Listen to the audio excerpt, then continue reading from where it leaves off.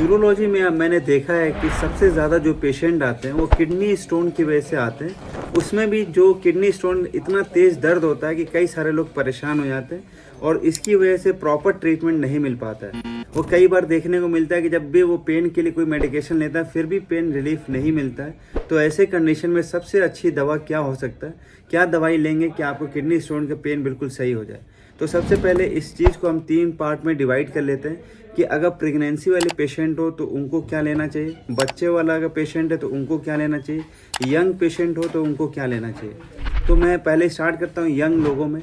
ये देखने को मिलता है जब भी किडनी का स्टोन का अगर पेन होगा तो आपका जो कैप्सूल होता है किडनी का वो स्ट्रेच करने की वजह से पेन होता है। तो आपको स्ट्रेचिंग कम करना पड़ेगा। उसके लिए जो रिस्पॉन्सिबल होता है हमारे बॉडी के अंदर एक हार्मोन पाया जाता है जिसको प्रोस्टाग्लैंडिन बोलते हैं। इसको इनहिबिट करने वाला जो दवाई है जो सबसे बेस्ट है वो एनसेड्स ग्रुप की दवाई आती है। इनमें भी सबसे बेस्ट क्या है तो वो डाइक्लोफिनेक है। तो डाइक्लोफिनेक टैबलेट आप अगर डॉक्टर्स के एडवाइस पे आप खाएंगे तो सबसे अच्छा आपको रिलीफ मिलेगा।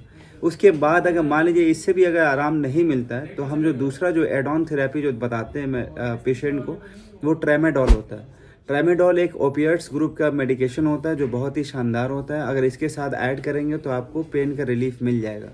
पहले के टाइम पे देखा जाता था कि आपको एंटी स्पाज्मोडिक ड्रग जैसे कि बस्कोपान ड्रग्स आते थे वो अब ऑब्सोलेट हो गया, अब रिकमेंडेशन से हट गया। उससे देखा गया कि बहुत ज़्यादा इफेक्टिव नहीं है तो आप इसका यूज़ ना करें।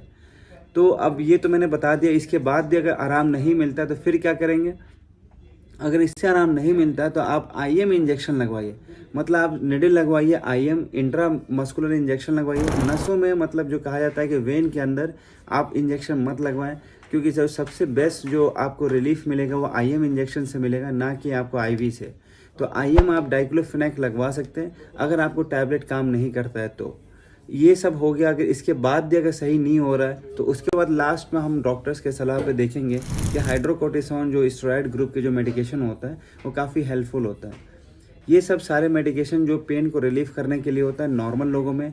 अगर कोई प्रेगनेंसी है तो आप देखेंगे कि कई सारे मेडिकेशन जो है कंट्रा इंडिकेशन होता है, उनमें मना होता है कि आप ये सारी दवाई नहीं दे सकते हैं। तो ऐसे लोगों में आप क्या देंगे, तो मैं आपको बता दूं कि इंट्राडर्मल आप जो है मतलब सिर्फ स्किन के अंदर आप पानी वाला इंजेक्शन दीजिए। पानी का मतलब यहाँ ये होता है कि सलाइन का इंजेक्शन दीजिए। जो सलाइन देंगे तो वो बहुत तेज़ पेन करेगा। तो ये बहुत तेज़ पेन होगा तो आपके जो किडनी की वजह से जो पेन होता है वो ख़त्म हो जाता है।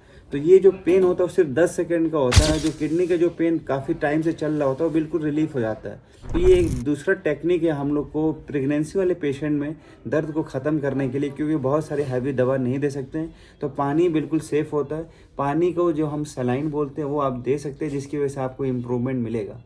ये सारे हो गया। वही चीज़ बच्चों में, बच्चों का देखिए आपको बहुत सारे रीज़न होते हैं स्टोन बनने का। ऐसे में आपको प्रॉपर इवैल्यूएशन की ज़रूरत होती है, तब जाके हम आपके डॉक्टर्स जो एडवाइस करेंगे। उनके लिए जो सबसे अच्छा होता है वो पैरासीटामॉल ही होता है। अदरवाइज़ आपका जो है डाइक्लोफिनेक उनमें भी यूज़ कर सकते हैं। ये सारे चीज़ हैं जो आप एक प्रॉपर यूरोलॉजिस्ट के पास जाएंगे तो आपको पेन रिलीफ हो जाएगा। इन सब चीज़ों से अगर आराम नहीं मिलता है तो लास्ट में हम डीजे स्टेंटिंग करते हैं। उससे आराम नहीं मिला तो ऑपरेशन करते हैं, जो सबसे बेस्ट होता है। अगर आपको कोई डाउट है तो आप सवाल पूछें।